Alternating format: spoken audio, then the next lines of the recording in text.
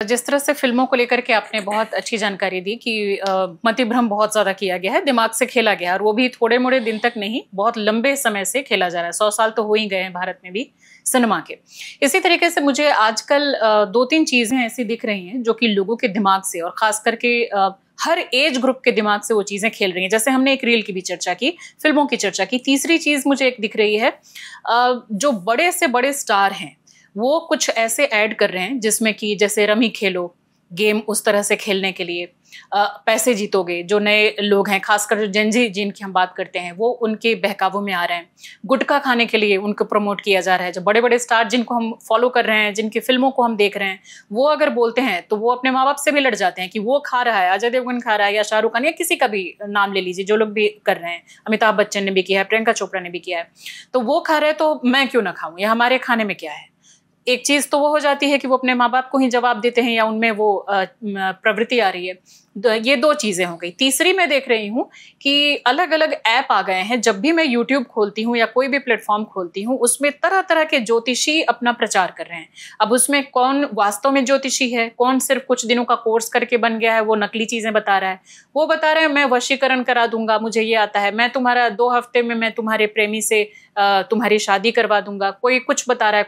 कोई महिला एक आई थी, उनका मैं ऐड देख रही थी, वो बता रही थी कि सिर्फ डेट ऑफ बर्थ बताओ और मैं तुम्हारी पूरी कुंडली खोल के बता दूंगी कि किससे आगे तुम्हारी दुश्मनी होने वाली है और किस तरह से उसका मति भ्रम करके उसका विनाश हो जाएगा और तुम्हें वो जॉब मिल जाएगी। ये सारी चीजें जो चल रही हैं एक साथ, ये भी क्या बहुत बड़े लेवल पर समाज को और लोगों के दिमाग से खेलने, उनको भ्रष्ट करने, बर्बाद करने का काम नहीं कर रहे हैं? मुझे लगता है कि जिसका काम है, अगर वो काम वो खुद करे तो बहुत अच्छे से हो सकता है। जिसका ये काम नहीं है वो करे तो ये काम बहुत खराब तरीके से हो सकता है, बहुत बिगड़ सकता है, बहुत बर्बाद हो सकता है। गाड़ी का मैकेनिक गाड़ी ठीक करेगा तो फट से कर लेगा, अननोन आदमी करेगा तो होगा ही नहीं और टाइम भी बहुत खराब होगा। बिल्कुल। ज्योतिष बहुत गहरा शास्त्र है, बहुत गंभीर शास्त्र है। ज्योतिष के लिए कहते हैं वेद चक्षु किलेदम स्मृतम ज्योतिषम सृष्टता चांग मध्यो तेनोच्यते संयतो पीतरे ही कर्णनाशादि चक्षुषांगे नहीनो न किंचित करा। हमें जब जगत गुरु बनाया जाता है तो दुनिया के सारे शास्त्र ग्रंथ आपको पता हो तभी हो सकता है, क्योंकि ये सिर्फ 4 ही पद हैं दुनिया में। बिल्कुल बिल्कुल पढ़ा है। तो ज्योतिष बहुत बहुत विशाल ग्रंथ है, मैंने पढ़ा है उसे, इसलिए मैं आपको कह रहा हूँ। ऐसा गहरा शास्त्र है जिसमें पूरी दुनिया में ताकत बढ़ाने के लिए इसको रखा गया और इसके बगैर कुछ संभव नहीं है। तिथि, मुहूर्त, समय, व्यवस्था, बहुत कुछ है इसमें। अब संकट ये है कि इसको नहीं पढ़ने वाले लोग इसमें ज्यादा है, जिसने पढ़ा नहीं है। 15 दिन के, 20 दिन के, 1 हफ्ते का कोर्स किया और ज्योतिषी बन गए और अब शुरू हो गया ठगाई करने की व्यवस्था। इस देश की बड़ी विडंबना है कि बहुत सारे ज्योतिषी भी इसका सत्यानाश कर रहे हैं। जो ज्योतिषी बने हुए हैं, जो कपोल कल्पित ज्योतिषी हैं, जो स्वयं ब्रह्म बन करके ज्योतिषी हैं, जिन्होंने पढ़ाई नहीं की, जिनको नॉलेज नहीं है, मैं सबको सिर्फ इतना सा कहूंगा, अगली बार जब भी कोई ज्योतिषी से आपकी बातचीत हो तो उसको सिर्फ इतना कहिएगा, हम आपको दक्षिणा दे रहे हैं, आपको फीस दे रहे हैं, आप सिर्फ एक काम करिए, सीक्वेंस में मुझे 27 नक्षत्र सुना दीजिए। जो सबसे पहले काका काका जैसे होता है वैसे ज्योतिष का पहला सूत्र है 27 नक्षत्र सुना दीजिए आप। राशियां याद करना, क्योंकि उनको रोज बोलना याद रहता है, वो तो याद है, कम भी है वो सामान्य 12 राशियां हैं केवल याद करनी। 9 ग्रह सबको याद, दिन 7 दिन याद है, 2 राहु के तो जोड़ दो 9 हो जाते हैं, तो सब बहुत आसान है। वो तो 1-2 दिन में सीखा जाता था। 27 नक्षत्र के स्वामी याद करना थोड़ा टफ काम है। यहां तक जो पहुंचा होगा तो हो सकता है कम से कम काका काका तो जानता होगा, तो वहां तक भी जानता हो तो कम से कम उसके साथ बातचीत करने लायक है। अन्यथा 90% लोग इसमें, बल्कि ज्यादा है, मैं तो 10% जानबूझ के छोड़ रहा हूं ताकि ये लोग ट्रोल ना करें मुझे, तो अन्यथा परसेंटेज ये और बड़ा है। अज्ञानी है, अबोधकारी है। हम लोगों ने ज्योतिष को जब पढ़ाया अथवा जब कभी ऐसी चर्चा में आया तो नक्षत्रों को भी हमने श्लोक में पढ़ा हुआ है। अश्विनी भरणी चेबो कृतिका रोहिणी मृगा आद्रा पुनर्वसु पुष्यस्तथो श्लेषा मघास तथा। तो ये 27 के 27 नक्षत्रों को क्रमबद्ध तरीके से आप ज्योतिष को जानकर करें, बहुत अच्छा सब्जेक्ट है, बहुत बढ़िया सब्जेक्ट है। ज्योतिषी के पास एक व्यक्ति बहुत मुश्किलों में जाता है, बहुत जब तकलीफ में होता तब जाता है। ज्योतिषी का काम ये नहीं होता तुम्हारा ये खराब वो खराब, पूजा कराओ, पैसे लाओ और अपना और सत्यानाश कराओ, पहले तुम मरे थे थोड़ा और मर जाओ, ये काम नहीं है। ज्योतिषी का काम है उसी समय उसको होप देना, उसको और विश्वास देना, तुम चिंता मत करो, ये तो ये ग्रह खराब था इसलिए इसने ऐसा किया, तुम तो बहुत बढ़िया व्यक्ति हो, तुम तो कर सकते हो, तुम ताकत लगाओ, बढ़ो, ये इस दिन खत्म हो रहा है, उसके बाद तुम्हारा समय बहुत अच्छा हो जाएगा।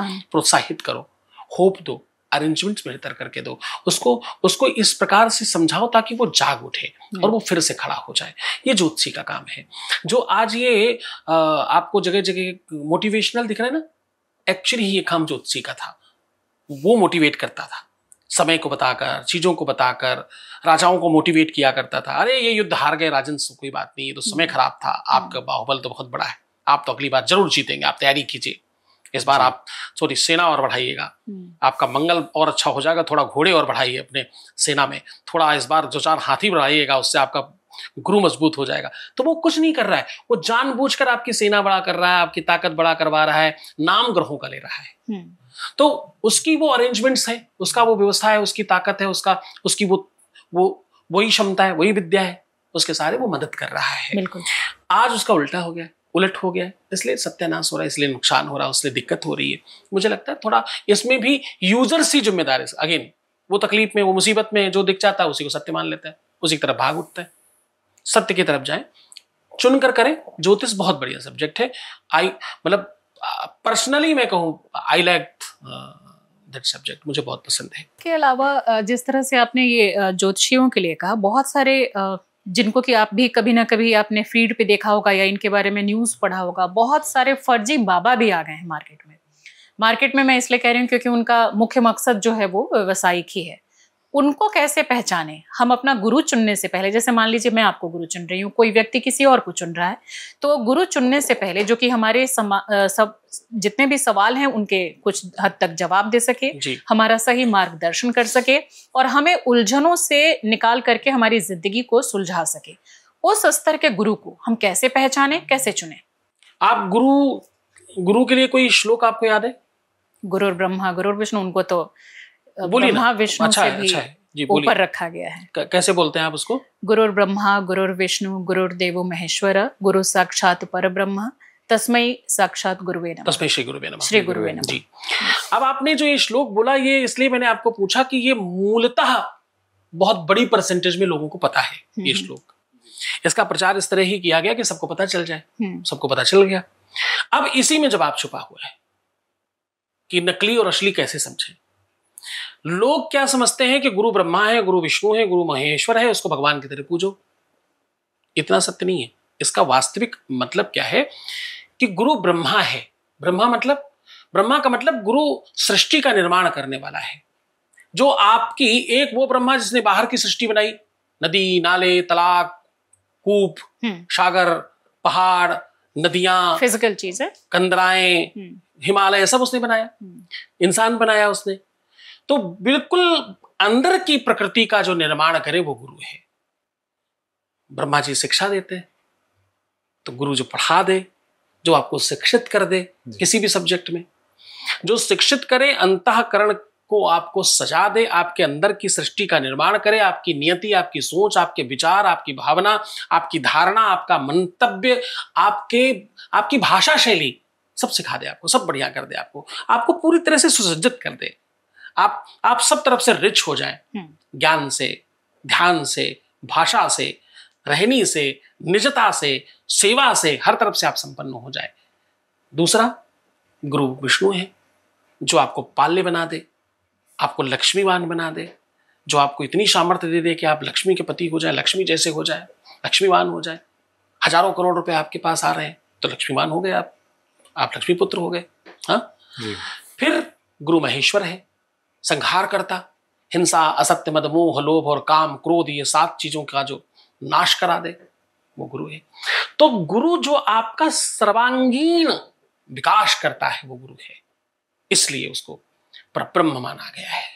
वो भगवान कर सकता है ऐसा, तो तस्मै श्री गुरुवे नमः। उस गुरु को प्रणाम है, उस गुरु को नमन है जो हमारी सृष्टि को, हमारी निजता को, हमारे ज्ञान को, हमारी शिक्षा को, हमारे ताकत को, हमारी क्षमता को, हमारे अंतःकरण के सारी सर्वांगीण विकास कर दिया, जिसने हमें झुकना सिखाया, हमें नमस्ते करना सिखाया, हमें प्रणाम करना सिखाया, हमें हम इंसान बना दिया, जिसने दान करना सिखाया, सहज रहना सिखाया, सौम्य रहना सिखाया, समाज में कैसे रहना, कैसे उठना, कैसे बैठना, कैसे व्यवहार करना, सब सिखाया।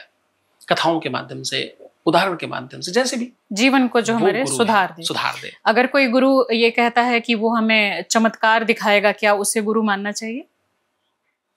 जो भी दिखा के जिससे मेरा सीधा फायदा हो, बस वही गुरु है। जिससे मेरा सीधा स्टेट फायदा है। आप कैसे ABCD पढ़ाएंगे मुझे नहीं पता, मुझे आप ABCD सिखा दें तो आप हमारे टीचर हैं। छोटे-छोटे चमत्कार करके लाएं, ABCD को आसमान में दिखाएं, जो करें मुझे तो आप चेंज कर दें। आपके कबूतर निकालने से मेरा फायदा होगा तो मैं गुरु मानूंगा, अन्यथा मैं नहीं मानता। छोटे-छोटे 2-3 ऐसे सवाल है जो कि आपके कई सारे इंटरव्यू के जो नीचे कुछ लोग उस पे जो कमेंट करते हैं, कुछ उसमें कंट्रोवर्शियल भी हैं, कुछ पॉजिटिव भी हैं। बिल्कुल शॉर्ट में मैं उसके सवाल पूछूंगी, बिल्कुल शॉर्ट में थोड़ा सा जो आप बता सकें। जैसे कि कुछ लोगों ने उसमें सवाल पूछा था आप ही के इंटरव्यू के नीचे, तो उसमें ये था कि दूसरे धर्म में शादी हम क्यों नहीं कर सकते, जैसे आपने उसमें उस इंटरव्यू में मना किया था, तो उसमें वो ये पूछ रहे थे कि क्यों नहीं कर सकते, अगर हमारा वो वास्तविक प्रेम है, वो लव जिहाद नहीं है, तो हम क्यों नहीं कर सकते? इसका थोड़ा सा छोटे में जवाब। नहीं, वास्तविक प्रेम जैसा कुछ होता नहीं है दूसरे धर्मों में, इसलिए नहीं कर सकते क्योंकि शादी केवल शादी नहीं है। शादी एक पूरी परंपरा है, आपका पूरा जीवन जुड़ा हुआ है। एक तरफ बचपन से आपने कुछ और देखा है, उन्होंने कुछ और देखा है। कल को जब एक साथ खड़े होंगे तो किसकी चलेगी और कितना कौन किसको एक्सेप्ट करेगा? आपके बच्चे क्या कहलाएंगे, बच्चों के नाना क्या कहलाएंगे और बच्चे के बाबा क्या कहलाएंगे? शादी यहाँ केवल एक व्यक्ति का संबंध नहीं है, पूरे परिवारों का संलग्न है, दोनों परिवारों का जुड़ाव है। आपको पता होगा शादी में लोग पिता से पिता, बाबा से बाबा और पुत्र को वधू से जोड़ते हैं, साखोच्चार बोलते हैं उसको, एक पद्धति है, ब्याह की परंपरा में आता है वो। तो बिल्कुल वही गड़बड़ है। तो ब्याह तो बहुत सारे कारण हैं ऐसे, लेकिन सबसे बड़ा कारण यही है कि वो समन्वय बैठ नहीं पाएगा, फ्यूचर में दिक्कत होगी ही होगी। 100 में से, पूरे उदाहरण देख लीजिए, 100 में से कोई 0.1% एक आध, मतलब 1% भी नहीं है, 0.1% कोई होगा जो इतर धर्म में जाकर के चल पड़ा होगा। हिंदू एक बार को जैन हिंदू ही है, पंजाबी हिंदू ही है, लेकिन अगर आप हिंदू मुस्लिम में जा रहा है, हिंदू क्रिश्चियन में जा रहा है, नहीं जमेगा। आगे जाकर विवाद होंगे, बड़े झंझट होंगे। छोटी छोटी बातों में तो होते हैं। हमारे मैके में देवी जी पूजी जाती है, तुम्हारे यहाँ राम जी पूजे जाते हैं, मैंने बचपन से राम जी पूजे, हमने तो बचपन से देवी पूजी है, उसमें तक तो दिक्कत होती है, उसमें तक हो जाती है। तो वहां तो पूरा ही विपरीत है, पूरा पश्चिम है। वो मैं बिल्कुल मुझे लगता है दर्शक समझ गए।